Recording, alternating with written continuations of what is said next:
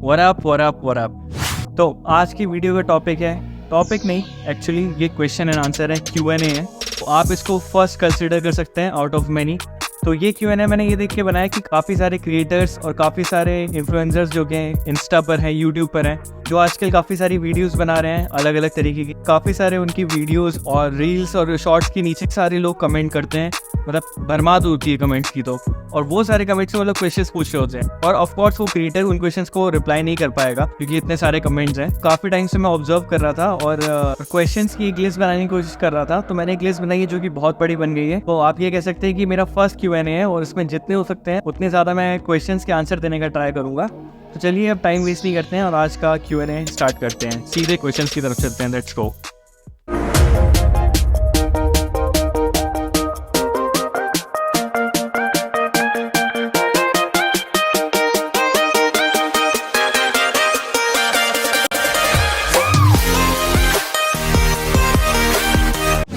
चलिए मैं अपने क्वेश्चंस का पोर्टल खोलता हूँ और स्टार्ट करता हूँ। सबसे पहला क्वेश्चन जो बहुत कॉमनली आस्क्ड क्वेश्चन है वो ये है कि काफ़ी लोगों को अभी तक ये नहीं पता है कि प्रोफेशन कैसे नेवी से अलग है। कई लोग इसको अभी भी कंफ्यूज करते हैं कि ये नेवी है। इसलिए मैं आपको क्लियरली बता दूं कि नेवी और मर्चेंट नेवी बिल्कुल भी सेम नहीं है, दोनों बिल्कुल अलग हैं, पोल्स अपार्ट है। ये गवर्नमेंट जॉब भी नहीं, ये भी एक बहुत बड़ा क्वेश्चन है। क्या मर्चेंट नेवी गवर्नमेंट जॉब है कि प्राइवेट जॉब है? तो ये पूरी तरह प्राइवेट और कमर्शियल जॉब है, ये एक गवर्नमेंट जॉब बिल्कुल भी नहीं है। नेवी का काम होता है अपनी जो सिक्योरिटी है उसको बनाए रखना, उसको प्रोटेक्ट करना, सारे सिक्योरिटी थ्रेट से बचाना, टेररिस्ट एक्टिविटीज को काउंटर करना। वो आर्म फोर्सेस हैं, उनका काम, उनको बैटल के लिए तैयार कराया जाता है और उनका काम होता है अपनी कंट्री को प्रोटेक्ट करना। Respect to them.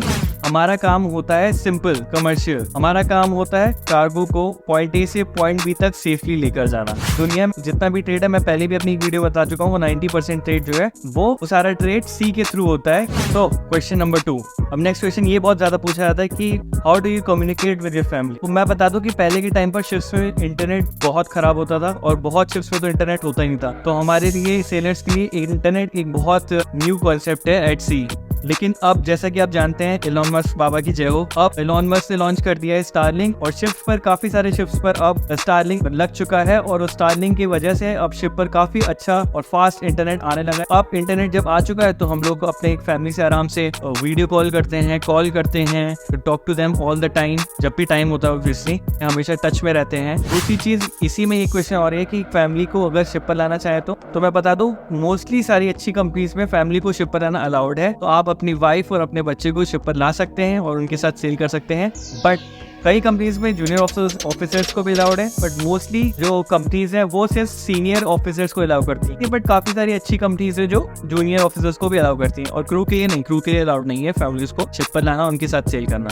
अब नेक्स्ट क्वेश्चन पर चलते हैं। फिर से ये एक शोर का क्वेश्चन कह सकते हैं। तो काफी सारे बच्चे पूछते हैं जो 12th में या मे बी अभी उन्होंने ग्रेजुएशन करी, पूछते हैं कि इसकी बेसिकली फीस कितनी है। तो इंजीनियरिंग इज सेपरेट, मैं भी डेक की बात करता हूँ। डेक की जो फीस है वो 2 कोर्सेज होते हैं, DNS और BSc। मैं आपको एक पुरानी वीडियो अगर आप मेरी जाके चेक करेंगे चैनल पे तो आपको दिखेगा, उसमें मैंने सब डिटेल में बताया, बट मैं एकदम क्विकली बता देता हूँ। DNS और BSc, तो DNS की जो फीस होती है वो जनरली 4 लाख से स्टार्ट होती है IMU इंस्टीट्यूट्स में, and it goes up to 8-9। मैंने जब किया था तब 7 लाख की अराउंड थी, 6.5-7 लाख के अराउंड थी फीस मोस्टली सारे कॉलेजेस में। बट अब फीस बढ़ के आई थिंक 9 लाख टच करने लगी, 8 या 9 लाख। हाँ, और दूसरी तरफ BSc है तो BSc की फीस हमेशा से काफी हाई रही है। It's around 20 lakhs, 25 lakhs in some good institutes now, 25-26 lakh.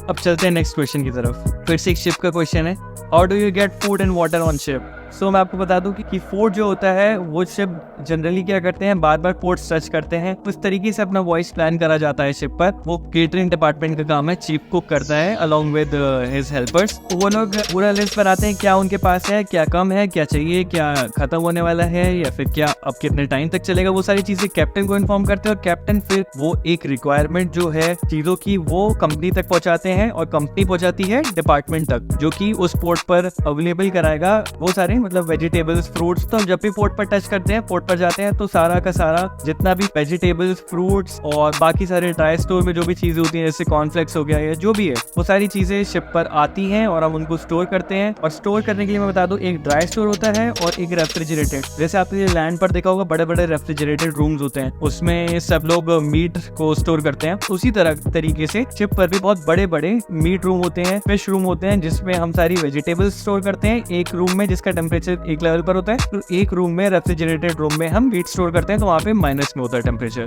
बाकी मैं बता दूं पानी का, तो पानी भी हम लोग पोर्ट से ही लेते हैं, सेम लाइक फूड, बट पानी एक और बड़ा एसेंशियल है, कभी कम नहीं पड़ना चाहिए। तो हम लोग क्या एक इक्विपमेंट होता है जिसको फ्रेश वाटर जनरेटर बोलते हैं, और वो इंजन रूम में लगा होता है। तो वो क्या करता है कि as you might already know that you can not consume और drink the water which is in sea because it is highly saline. वो सी वाटर को लेता है और डिसैलिनेशन करता है, बट उस पानी में मैं आपको बता दूं कि मिनरल्स नहीं होते हैं। ये सीन है पानी का और खाने का। अब चलते हैं नेक्स्ट क्वेश्चन की तरफ। तो ये किसी ने पूछा था कि कितनी सेलिंग रिक्वायर्ड होती है, मतलब कि बेसिकली आपको कंपनी कितना सेल करवाना चाहती है। तो मैं बता दूं एक प्योरली कॉन्ट्रेक्चुअल जॉब है और आप डिसाइड करेंगे कि आपको कितना सेल करना है। मतलब कि कंपनी आपको बताएगी कि थर्ड ऑफिसर की जरूरत है कि आप ज्वाइन बैक करना चाहते हैं, तो आप उनको बताएंगे, रेडीनेस प्रोवाइड करेंगे उनको, आप बोलेंगे हाँ मैं रेडी हूँ शिप ज्वाइन करने के लिए। वो आपको शिप असाइन करेंगे और आप फिर उस पर जहाँ से भी ज्वाइन करना होगा आप वहाँ से शिप को ज्वाइन कर लेंगे। बट इसमें क्या होता है कि जो कि मैंने पिछली वीडियो में बताया था कि अगर आप एक बार सेलिंग करने चले गए तो आपको अपनी कंट्री से 6 मंथ्स बाहर रहना पड़ेगा। नॉट नीडेड दैट आप सेलिंग ही करें,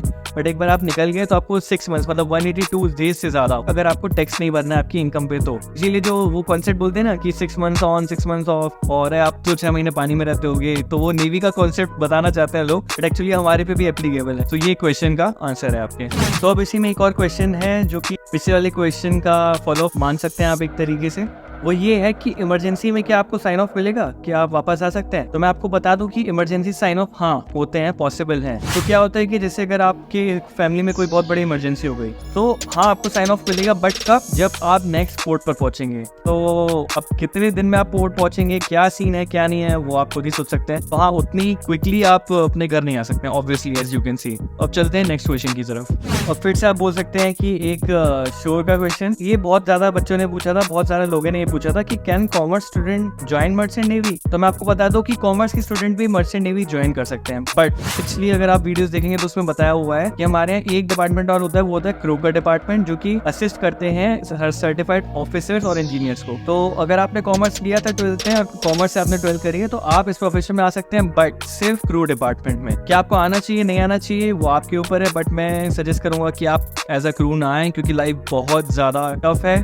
तो इसी में मैं फॉलो अप कर देता हूँ कि बहुत लोगों ने ये भी पूछा है कि मैंने इंजीनियरिंग करी है, क्या मैं अब मर्चेंट नेवी में आ सकता हूँ। तो मैं आपको बता दूं कि इंजीनियरिंग हाँ इंजीनियर्स आ सकते हैं, बट मोस्टली 2 ही टाइप की इंजीनियरिंग एक्सेप्ट करते हैं जो कंपनीज है। वो एक इंजीनियरिंग है आपकी मैकेनिकल इंजीनियरिंग, दूसरा अगर आपने इलेक्ट्रिकल इंजीनियरिंग करी हुई तो भी आप आ सकते हैं। तो फिर उस केस में आप ETO बनते हैं, तो वो एक अलग करियर पाथ है। तो हाँ आप मैकेनिकल और इलेक्ट्रिकल इंजीनियरिंग करके इस प्रोफेशन में आ सकते हैं।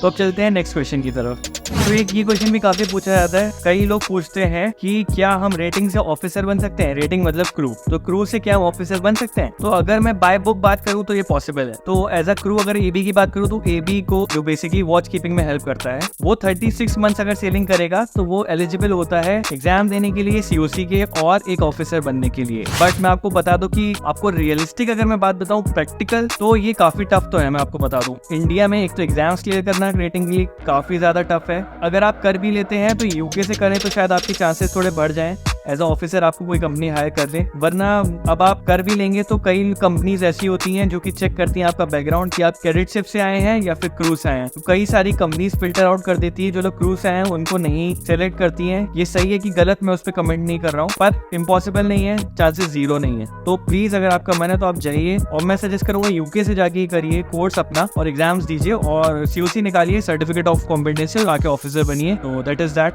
अब चलते हैं नेक्स्ट क्वेश्चन की तरफ।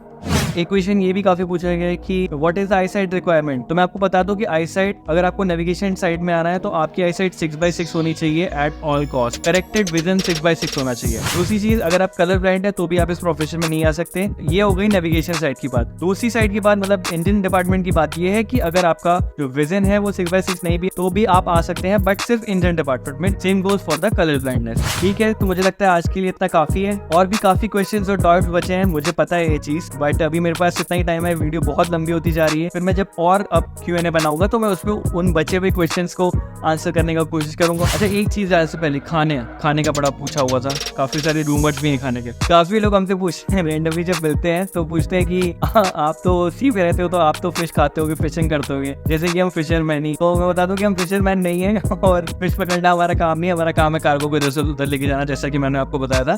और हम सिर्फ फिश नहीं खाते हैं। और सारे मरीनर से मिलके सबसे पहला ये क्वेश्चन पूछना बंद कर दीजिए। आज के लिए आई थिंक इतना काफ़ी है, काफ़ी मेरे हिसाब से काफ़ी इन्फॉर्मेटिव वीडियो हुई होगी, आई डोंट नो।